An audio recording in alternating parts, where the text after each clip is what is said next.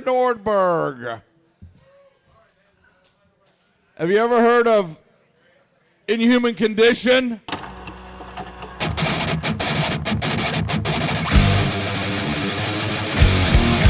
The Absence.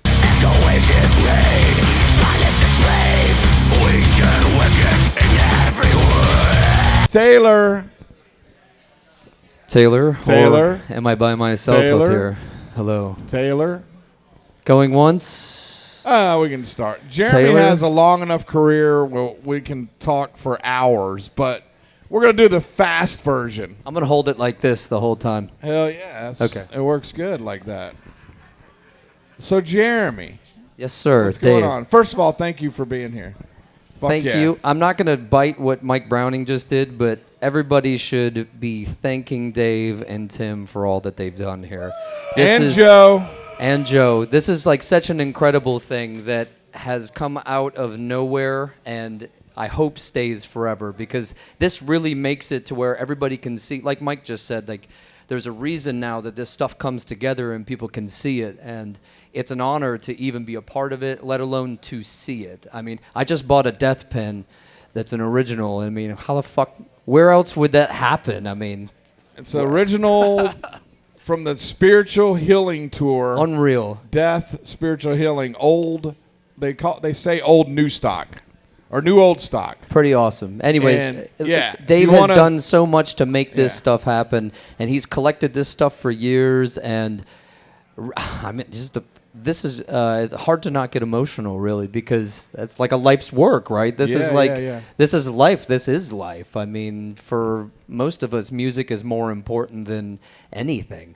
It's like our church, like you just said. Yeah. This is church. Yes. Right. And you could Once just a see, metalhead, always a metalhead. God That's damn. what I say. whoop. Hell yeah. So the coolest thing is, for me, I'll just tell you real quick, is how I have a unique relationship with these bands, and it hits right here in the heart that they loan me this shit, man. It's fucking awesome, man. I love it. Yeah, so we can all like take it in and see It's it in one crazy. place versus it just sits in someone's attic, Yeah. and then maybe someone passes away and then that is gone and lost, and Yes. that piece of history is gone, and no one ever gets to see it. So the fact that it gets to be on display and gets a new shine is pretty incredible, and it's because of you guys that we are able to all take this in. So really a massive thank you to See you, Gene. everybody involved making this happen. Thank you guys. So let's get into some history, man.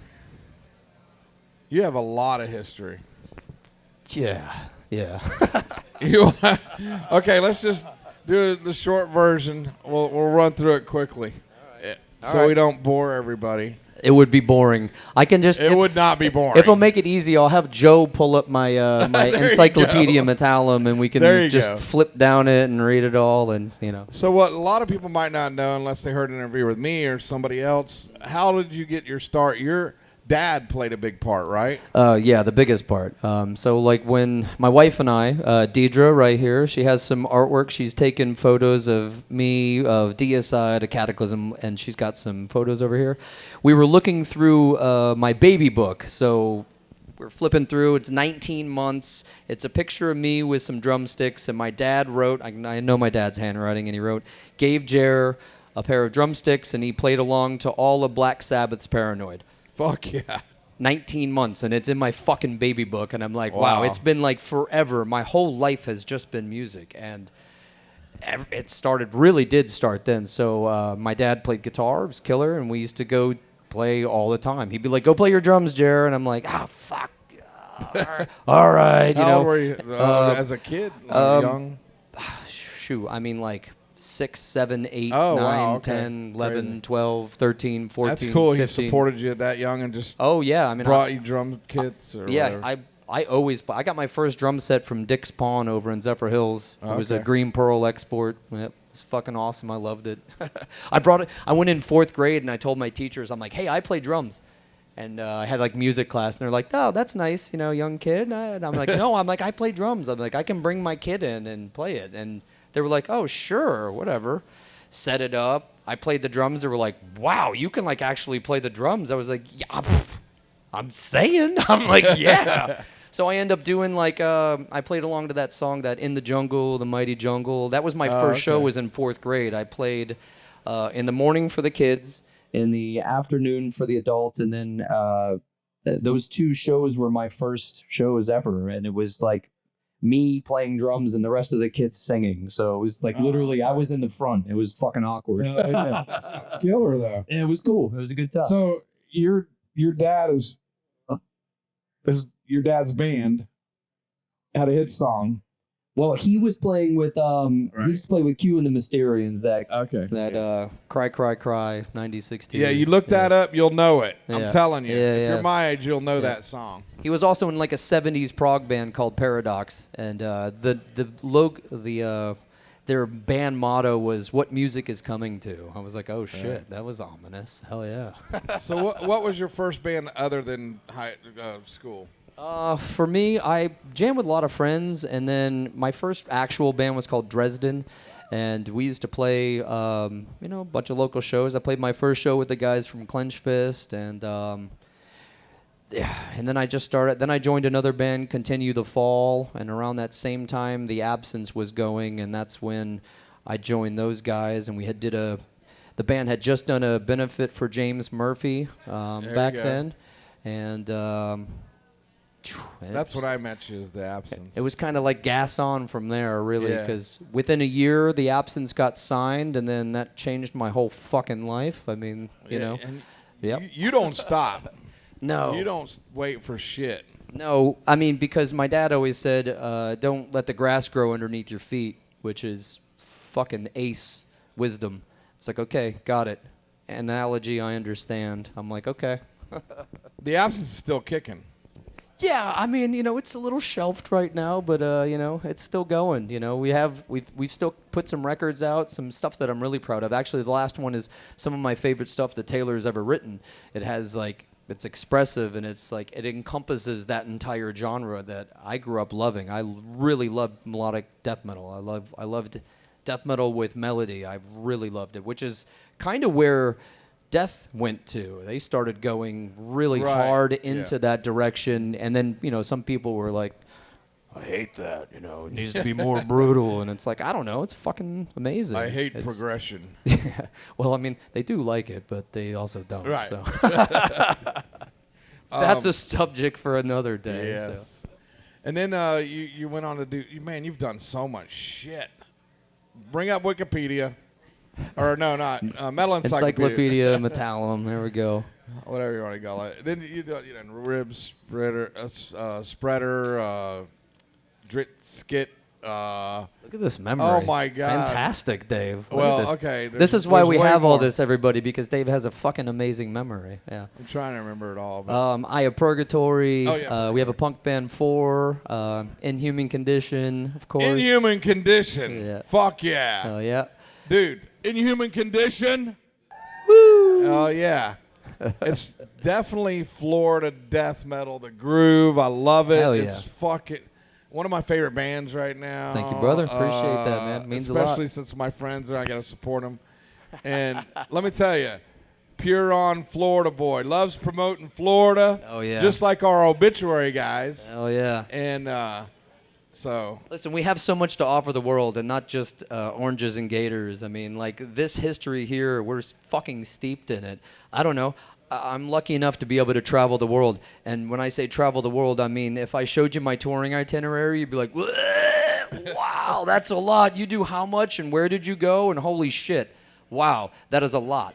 And I see other places, and they do not have this rich history that we have. We have a lot of rich history, which is again, it's important, and it's in jeopardy of being lost unless we do things like this. It's in jeopardy of being lost, which that in itself is a scary thought.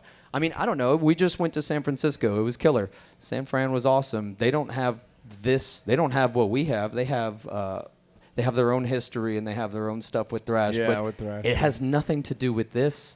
Right. Nothing at all. This doesn't really even exist there. I mean, we just went to Denver. Denver has even less. They have a different scene, but they don't have this. Right. We're really lucky. That's it. We have our own scene. Yeah, it's fucking killer. Fuck It's yeah. the world scene though too. I mean, Yes. there's like so much here that is like irreplaceable. So I know I'm gonna get all emotional again, but it makes me feel something because it's music again. Music makes us feel stuff. Okay, well, we're going to talk for a minute, and then I'm going to let Jeramie go. So this bass cabinet was used in a Inhuman Condition video shot at the Orpheum. Hell yeah.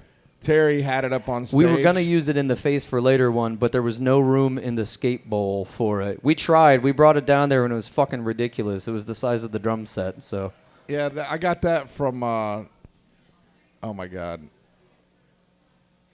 I can't remember. Hold on. But that's a 1968 Fender bass cabinet. Sam Williams from Down by Law, he was here last year, and he was This also memory in again. Massacre, and he was also in Denial Fiend, and he's also in Black Valley Moon right now. If you've ever heard of them, go check them out. Different style of music, but they're really killer. Kind of like Taylor's. They could play together with Umbilicus. Taylor, you were actually supposed to come up here. Dave wanted you to. And then the beer cans were from the skate bowl, Oh yeah, that was and that was fun. that was a blast. I don't mosh anymore, I got to bring Dave out of Circle Pit mosh and retirement. Robin down there out of the retirement, Hell and yeah. Tim Hubbard. Hell yeah. We all moshed Thank you guys. in a bowl, which a swimming pool, and so it was angled, and I ain't no skinny guy, so the weight on those ankles were like all crooked and shit. But it was fun. It was Terry cool. went around once too. Yeah, It was Terry pretty funny. did too. Hell That was fucking killer. Awesome. It was dangerous as shit. And I the- like telling everybody, I'm like, so my buddy owns this skate bowl, and he let us go there. Very vegan. Very, very, very, very vegan. Like, forthright about it. He loves it. One of our fans, Tom, brings a fucking boar's head from Alligator Alley that's rotted and stinks like hell, and he sets it down. So when you see that boar's head in the video, that's like, I wished you could smell how fucking nasty that was. And he brings it to my vegan friend's house and like leaves, at the end of the night. I'm like, hey, maybe I should get rid of this for my friend. He doesn't give a shit, but it was funny. It was just one of those anecdotes where you're like, haha, extra. Hell yeah. And then the ball, I caught it at one of the shows. And then I said, I want this. Hatebreed. Oh, We did No, it at no. Hatebreed? Crowbar. Okay. Crowbar, yeah. We did these at Crowbar? Yes. The balls. And I actually snagged Okay. one, and I said, man, I'd really like that Inhuman Condition logo on there so we can put it in the museum. Hell yeah. Hell yeah. And that's how I think. And if y'all have anything like that, you can donate it or loan it sometime. All right, this drum kit, man, Jeramie's also in Overkill, in case you didn't know that. So he travels with Overkill. And this drum kit he used in Overkill, Inhuman Condition, The Absence, and Venom Inc., and Massacre. Not with Massacre. I Not with used Massacre. it on the recording, Okay. which became Inhuman Condition. Oh, I got you. So More on hell that. yeah. That's a whole nother chapter. That fucking kit is clean. I love it. Thank you. I love it. It's beautiful. I really did my best make it not beat up. So that saw a lot of action too. So I mean, it caught up quite a bit of shows. Fuck yeah. What do you got coming up next? With the absence? No, March, the beginning of March, I leave to fly to Seattle and start rehearsals with Overkill. We have that tour with Testament and Destruction. Oh yeah. And Okay. then that ends, and I fly right from that tour directly to Deicide, Behemoth, Rotting Christ, Incantation, Immolation. Yeah, because in your other life, you're Yeah. a sound. I do front of house. Sound, yeah. I moonlight as a. Listen, it just doesn't like. Idle hands are the devil, or whatever other analogy you want to put in here. But I don't know. Just I love music, and whether I'm doing front of house or I'm playing drums, it's the same thing. I get the same kind of charge.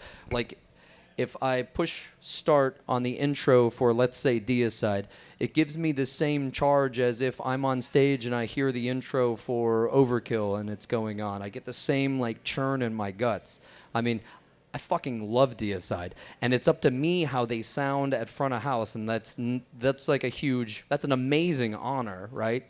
but it's still like it's music, and I'm involved in it, and I'm in like hands-on, and it's pretty cool. It doesn't, none of it feels like a job, and none of it feels like, this sucks. It's like I just get to be and get to honor it, and everybody gets to have a good time, and people are headbanging or just enjoying it, and it's like, I had a hand in that. It's the same thing as like playing. It's the same. It's performative. It's up to my ears how you guys get to hear it, and it's pretty cool. So I do that, and then we're home for like a week.